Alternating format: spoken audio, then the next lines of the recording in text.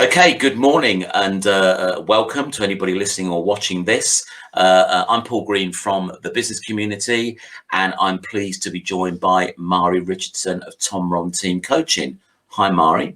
Hi, Paul. It's good to be here this morning. Not the brightest of mornings, but hopefully we'll brighten it up. It's been a bit dull, hasn't it? So we're going to give you a bit of a grilling today, Mhairi, and just find out a little bit about your journey and hopefully pick up some hints and tips on your area of expertise. So do you want to kick off and just let people know who you are and what your business is? Okay, so I'm Mhairi and I'm a team performance coach. And what that means is I work with leading teams to improve their productivity and their achievement levels. And we do that by getting them to align, getting them to know and trust each other better and understand, and work together towards a common goal. Okay. So how did you end up doing that then? What's your journey to be being a team coach? It's quite a long journey. Okay. So what I usually say is I'm the second child of four, born in 6 years. So being part of a team is in my blood. I grew up as part of a team of four. And for many reasons, that's exactly kind of how we see ourselves. It's great being one of four because you've always got somebody on your side. We never seemed to split 3-1. It was always 2 against 2. So that helped. An even fight. Yeah, exactly. And then I took up netball at the age of 8, I think. And I played netball up until 3 years ago. And for those of you who don't know, netball is a team sport for 7 players on court, which to me is the perfect team, perfect number of people, everybody working towards a common goal, but within their own areas. I played, coached, managed, umpired netball over the years, and learnt an awful lot about teamwork through that. And I then started a career with Sainsbury's when I left school, and went through their management training program, which was amazing. Full credit to Sainsbury's for that. Took an 18-year-old and put her in charge of a bunch of people and made her feel like she was capable of doing so. But yeah, absolutely, everything they taught me was really valuable, and I have relied on a lot of it over the years. I like to think I've developed some more skills and gained more experience. But it was a very great grounding starting place. Then I started a little family of my own and was looking for something that didn't require me to work at the weekends. And I started working with a small wholesale business in the town where I lived, which we then grew from a relatively small business to a quite large business now, with a very significant turnover and a large number of staff. And during that growth period, it was over a number of years, 18 years I was there. When I started, I was taking in deliveries and packing up deliveries to be sent out, dealing with customers, placing orders, doing everything myself because I was me a lot of the time. And over the years, we grew teams of people to do all of those roles for us. And that was my role to some degree, was to develop those teams and to give them the skills they required. And then latterly, it was to develop a leadership team who hopefully could support and then ultimately replace me. And I really enjoyed doing that.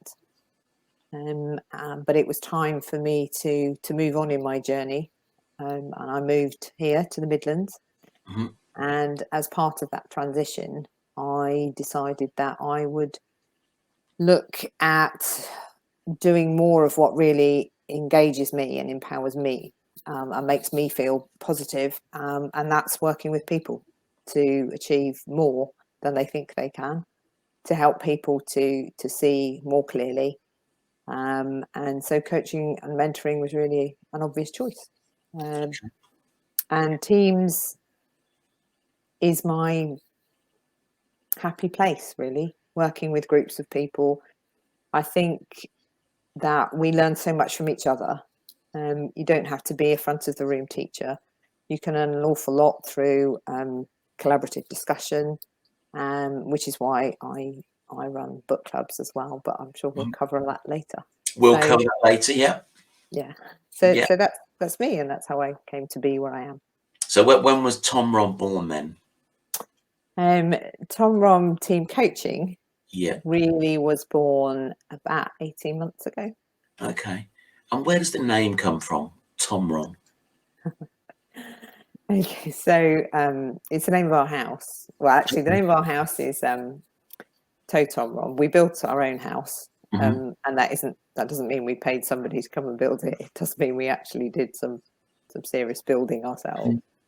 And my partner lived in Norway and he really loved his time in Norway.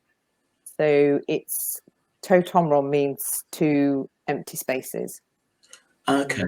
And our house has over the front door and over the back a void, so a double height space basically. So that's it's much more practical answer than most people expect, I think. But okay. So our house means 2 voids. Okay. It was just always something that I was intrigued as to, where the name came from, which with a number of people that have some unusual names sometimes. So I just thought I'd find that out while you were here. So so you do team coaching. Is that a preference over one-to-one coaching, or do you do some one-to-one coaching as well? I do one-to-one coaching as well. I specifically like to do leadership coaching with new leaders, people who everybody knows that people are promoted into roles, management roles, because they're good at their job, not because they're good managers. And I like to help people learn how to be good managers too, and good leaders, and how to look after their people. So that's the area that I work in. And I do a little bit of mentoring for people who are starting up their own businesses because of the experiences that I've had. So who would be an ideal client for you then? Who do you like to work with? Who do you like getting your teeth into? Okay, so we're going to have to go with my ultimate definition of my ideal customer. I like to call them dirty businesses. So, and nothing untoward, I guess. But what I'm really talking about is there are people within the business who have to physically work. For me, an ideal SME to work with is one that has grown, but it has multiple departments. So it will have dispatch or picking and packing or warehousing, but it also then has customer service and finance and marketing. So you have these individual departments within a company. And for me, the team coaching work comes in getting those people to appreciate each other and to start working together rather than against each other, which traditionally tends to be what happens. And you've just started, I think, interviewing some businesses. So do you want to tell some dirty businesses? So do you want to tell us a little bit about what you're looking to achieve with that, and also if there's anybody listening, the type of business that you're looking to interview? Okay, so the type of business I'm looking to interview is as I've just described. That your perhaps your department heads they're not university graduates. They're people who do a really good job and have been promoted because of that and their loyalty to the company. But you also have people that you've brought in, and I'm interested in people's journeys, really, how they've got to where they are, how they see the future, how they've managed to make their business thrive or at least survive in the last year. And happy to talk to anybody because I think those stories are worth sharing. These businesses generally tend to be quite head down. They don't necessarily promote their business and what they do. They do to their customers, but not to the wider world. And I think there are a lot of really, really positive messages within those businesses. And I like to tell those stories for them. And I think it's early days. So where will people end up finding these interviews once you've completed doing them? Good question. Mostly on my website, because they're not going to be video stories. Certainly not in the early days. They're going to be written up, old school interview style, and I'll do a blog series, promote them through social media, and on my website. Later on, I might look to do video interviews and have them on YouTube. But at the moment, the idea is to have them all on paper. Okay, that's great. So you're familiar with Simon Sinek's The Why You're in Business. May have been one of the books you've read in your book club, or possibly mine. I think we did it in mine when I was running mine. So what's your why, Mhairi?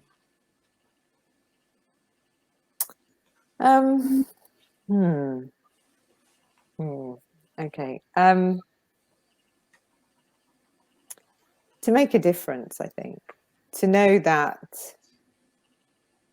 seems quite weak, but it's to know that my life was for more than just buying my last pair of shoes, or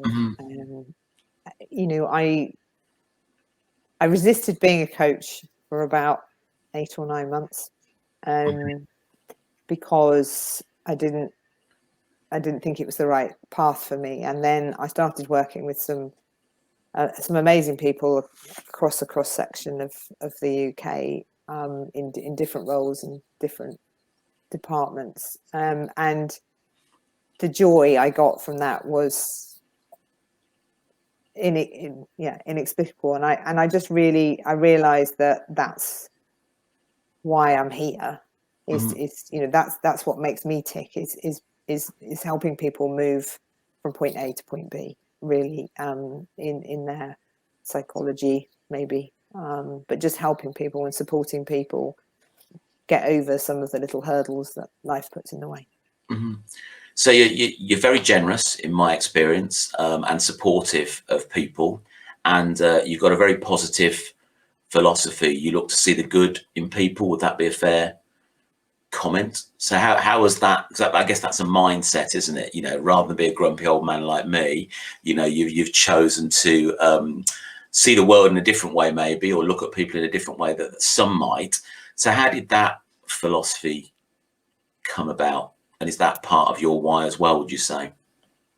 It's definitely, there will be people who potentially are listening in who will think that that's not the Mhairi I know. I come from a very cynical background, I think, and myself can be very cynical. So it is a positive choice that I've made. I think things have happened in my life that have made me incredibly thankful, grateful, and appreciative. And now I believe that all we have left at the end of the day are human relationships. So why squander them? And it's my mission is to go a whole month without judgment, without making a single judgment. And it's hard. It's really, really hard. But it does. When you stop judging other people, you stop judging yourself and thinking that other people are judging you, and then it makes you a happy person. That all sounds a bit fluffy, but that's truly why I am the way I am. I think I think there is, well, that I think people are beautiful, and the longer you know them, the more beautiful they become. I do know that. That's why I was sort of alluding to, I guess. So I see you as a very supportive person. Who supports you? My partner, Ross, he's not a talker necessarily, and I think that's great. So sometimes he does have to listen to me theorizing about the latest. Do you think this is why people do this and this is why people do that? But he's also very straightforward. You know, there's no complication. My children, huge support from my children, Liam and John, and they just they just being in my life is such a luxury and a pleasure, and I feel really, really privileged that they spend as much time with me as they do. So, as they are proper grown-ups now. Okay. Yeah. Okay, excellent. So, outside the current situation, which I think has affected most businesses, on your journey to where you are now, what's been the biggest challenge that you've faced, and how did you overcome that? I think that there have been a few challenges along the way. Gosh, the biggest challenge. I'd be rubbish in an interview, wouldn't I? Too late. Too late now. Yeah, you're in one. I think all of my challenges have been around, realistically, my own mindset, if I'm honest, and perhaps that's part of the reason I coach, is because we limit ourselves so much of the time. You know, we make assumptions about what other people think, and yes, so the biggest hurdle I've overcome is myself, and sort of getting out of my own way in terms of my doubt. This journey, you know, leaving a career that I loved, a company that I loved, people that I loved, to come and do this, which, you know, had the benefit of living with Ross too, permanently, has been a huge challenge. Yes, probably this has been the biggest challenge, because I didn't have the reassurance of an employer or you know, or a boss. I didn't have that safety net. This is just me, and you know, when your biggest hurdle to overcome is yourself and your own limiting beliefs, that can be really, really difficult. So I'm very, very proud of how well I think I've done. There's been a lot of support. Sorry, I did fail to mention the number of people who support me professionally, from a host of coaches who support me just because I'm part of the community, plus people who are my personal coaches, who've also really helped me get there. But yeah, definitely that's the biggest hurdle for me. You've probably touched on it already in some of your other answers, that there's quite a few coaches out there. What would make you different, do you think, from your competitors versus another coach?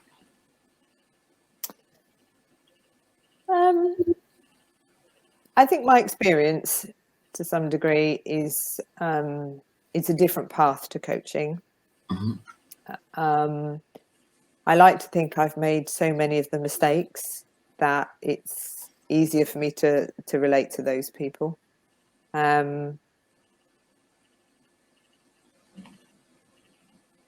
What else? People do say that they know they will get the truth from me, whether they want it or not. Yeah, and yeah, so I think that's fairly true. I don't. Over the years, you know, working with developing teams and leaders, I've lost the fear of saying things that are uncomfortable. I think there are ways of saying things that make it more comfortable, but it is better to say these things than not say them. actually to have open conversations.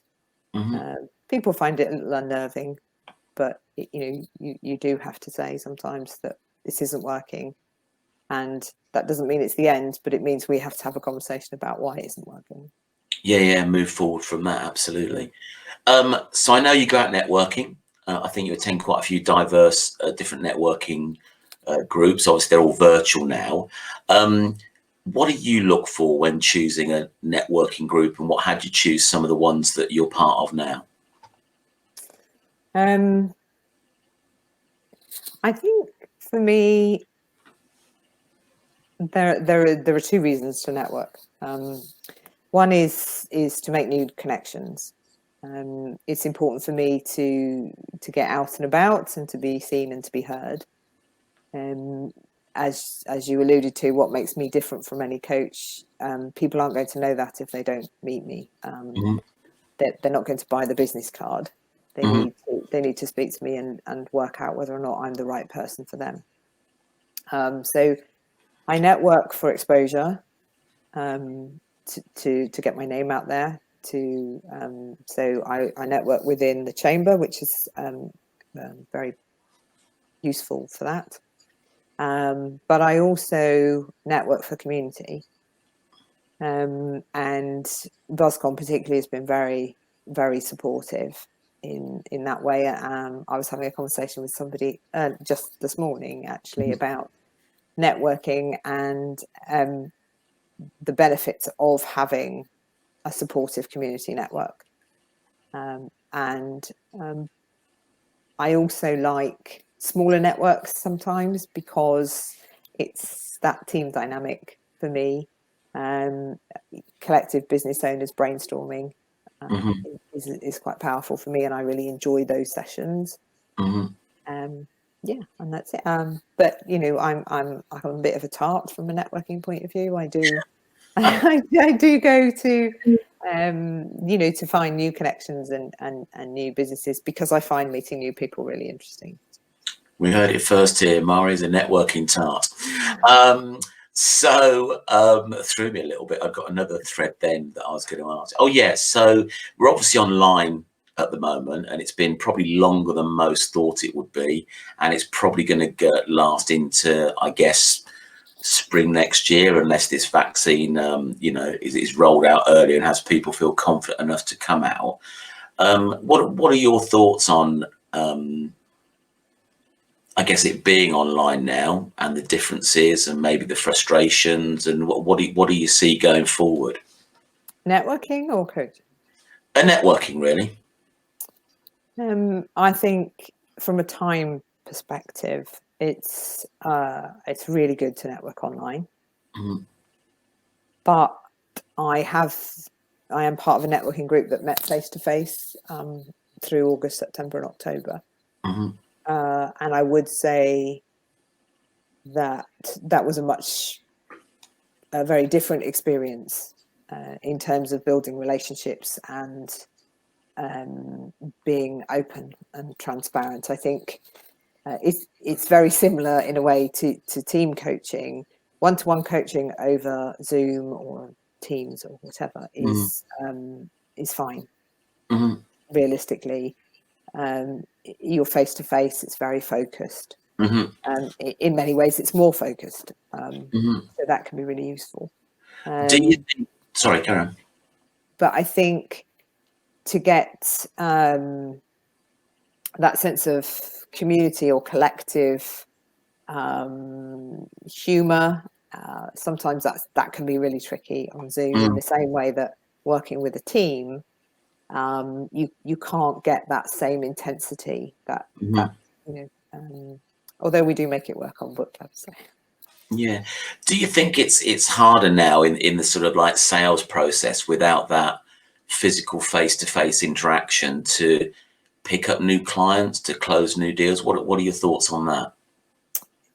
Well, I'm not a salesperson per se, but I think, yes, it is more difficult. I think people are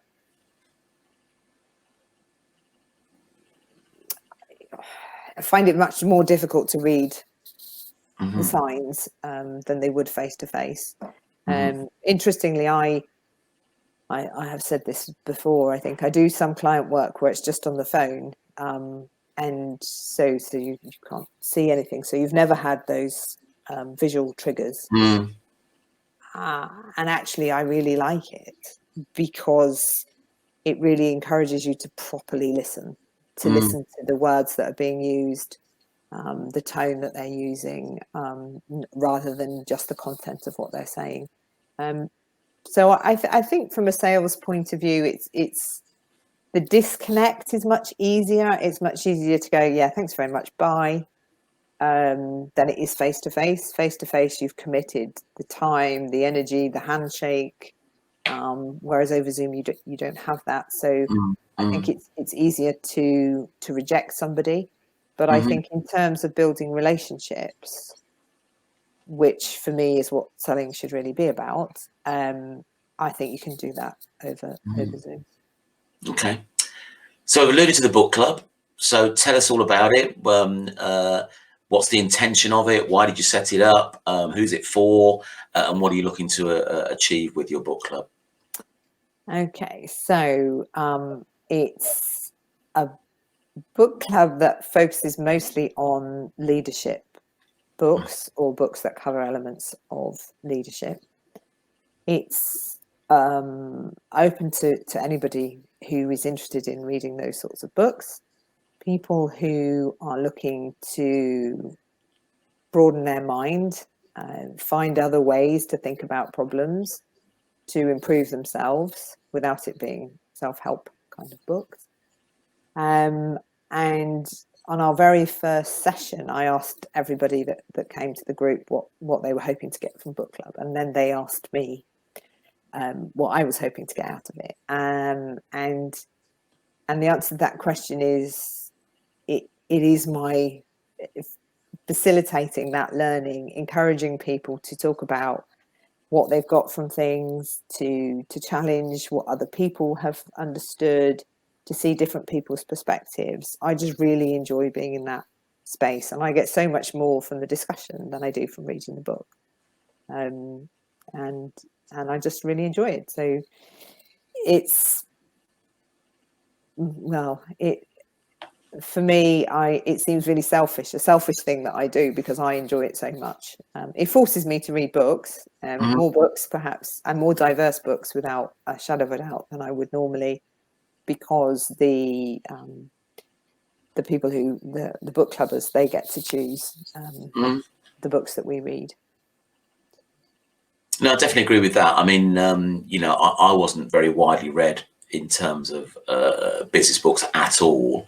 It's partly why I started my book club originally, because if I'm running one, then I can't not read the book because I'm facilitating the meeting, so you can't really get out of that.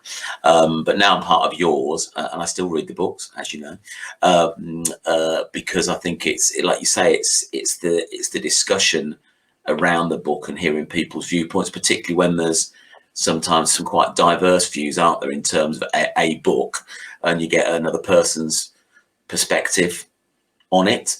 So I think that's part of the fun, just wondering whether people will feel the same. Yeah, we always like it, don't we, when someone doesn't like the book, because then you get much more animated discussion, I think. But again, people do have to be pushed into,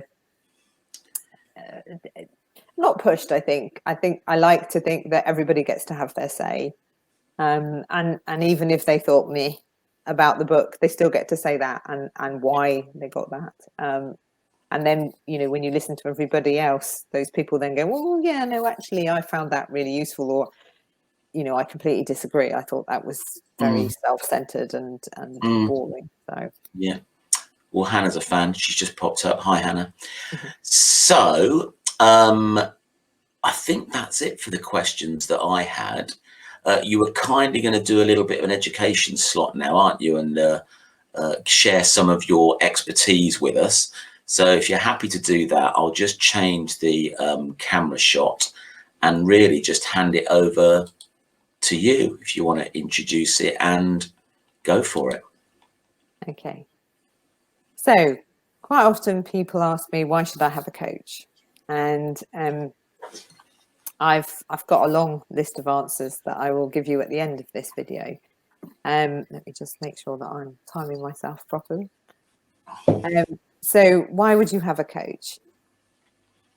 Because you've got something that isn't working, or there's something you want to achieve and you don't know how to achieve it, or because you feel that you need that extra support, that somebody who's going to be on your side and you feel quite isolated. I think those are sort of three fairly basic reasons why you would look to have a coach. But if you are asking that question, and a coach isn't always the right solution, in my opinion, they can be incredibly helpful. But I've got three basic questions that I would suggest you ask yourself before you think about getting a coach. So the first one is, what is it? What is the area that you require support or clarity or focus or drive around? What is it that you're trying to achieve by asking for help? We all need help. We all have situations where we need somebody to help us, but we are quite often reluctant to ask for that help. We make all sorts of assumptions and excuses about why we can't ask for help or why people wouldn't be interested in helping us. We assume they don't know any more than we do, or we make excuses. They're too busy. They wouldn't want to help me. They're not interested in my problems. So we don't ask. So I think it is important to be really clear with yourself as to what it is you want to know, and that can help you with who you should ask for help from. So, and sometimes just defining that problem, working out the what, really examining within yourself, asking yourself, well, why am I not getting here? Why have I not got this problem? Can sort it out on its own, just by asking yourself those questions. But what is the problem? But what really is the problem? You can answer it yourself, at which point you don't need to ask somebody else for help, and you don't need a coach. So it's really important to be clear on what it is that you want help with. And then the next question is who? Who should I go to for help? Hopefully, the majority of us have people in our lives that we can call on for support. We have parents, we have colleagues, we have business associates, all friends, family that we can call on to ask if they can help us. And once you've discovered what your what is, what the problem is, then that will help you define who is the right person for you. And I think once you've sorted your what and your who, this is the point at which you think, is the who my best friend, or is the who a coach? Now, the reason a coach is different is a coach is independent and their responses do not have an impact on their life. So whereas your friend, if your friend says, that's a really stupid idea, you shouldn't do that, 10 years down the line, you've got that little bit of, oh, maybe I should have done it, but they talked me out of it, and they've got their own agenda, whereas a coach doesn't have their own agenda. They're there for you and to get the best out of you. So you've done your what, you've worked out who, and then it's just how, and how you want them to help you and how you're going to ask for help. And that's quite straightforward. You can Google a coach if you want to. I would strongly recommend that you ask people to recommend a coach for you rather than Google somebody. Or it's somebody in your network that you want to reach out to, or you could ask for a mentor. You could ask somebody at work to mentor you, or you can speak to a family member that you trust and you value their opinion and you believe that they will be unbiased in their response. So that's it, really. Those are my advice around, do you need a coach and how would you approach one? Just to give you a little summary, I guess. For me, a coach is your cheerleader. They are the one person championing you and your needs. So a coach will be objective. They will see issues in a detached way, much more than you or anyone else can.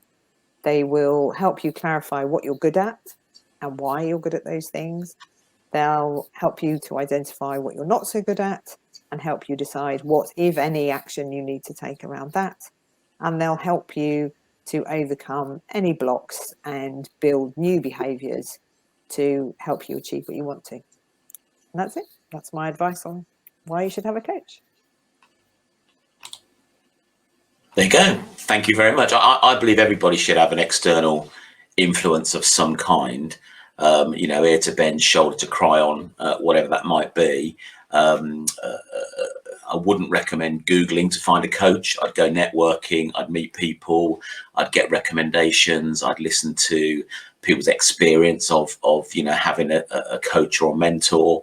And I think, if every business could just do with somebody from the outside, looking in, sometimes asking silly questions about the business, sometimes challenging that business's viewpoint because they might be stuck in a certain place, asking those hard questions that you touched on earlier, because it shouldn't necessarily be a perfectly smooth ride, because business isn't a perfectly smooth ride, and having someone to maybe ask those questions that you're afraid to ask yourself, or you're burying your head in the sand. I think it's definitely important to get someone. So if you're listening to this, then just go and find somebody that can help you through business, because it can be a tough old place and a lonely place to be, can't it?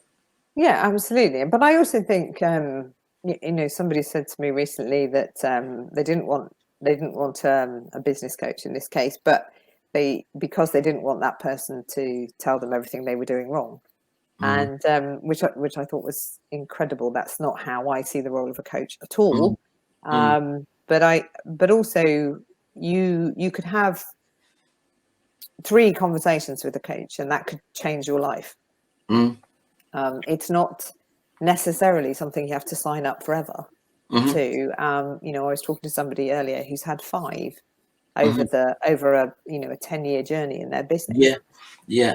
And I think that's a good thing. I think it's it's again, it goes back to the what's, what was the issue and who is the right person to help you with that issue, and the person who's helped you with issue 1 isn't necessarily the right person to help you with issue 2. But yes, you're right. I do think it helps to have that independent voice. It certainly helped me back before, when I was working in business. I had somebody that I could speak to, and that was really, really helpful. I found it invigorating, and I spoke to her maybe once every year. It really wasn't an often, but it would just kick me and really get me quite excited about the future, and it gave me that time to think clearly. More than anything, if I was trying to sum up what she'd said to me, it would be hardly anything. But it would be that she would just ask the questions to push me into getting those thoughts out. And that's it. I think we are all quite busy in our business. And what a coach can do is give you that time out to sort of think differently and stop running. Absolutely. So given your experience, if you were just to give one top tip for any business, what would that be? I should have rehearsed this. My one top tip.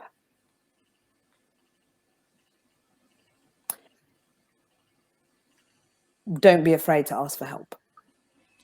Okay. I think, yes. Yeah. And as it would be for most people as well. But yeah, I think that we as a society are embarrassed to ask for help quite often. And I think we need to be braver and say, actually, I'm not the expert here. Let me get an expert in. And I don't need it. It's like team coaching.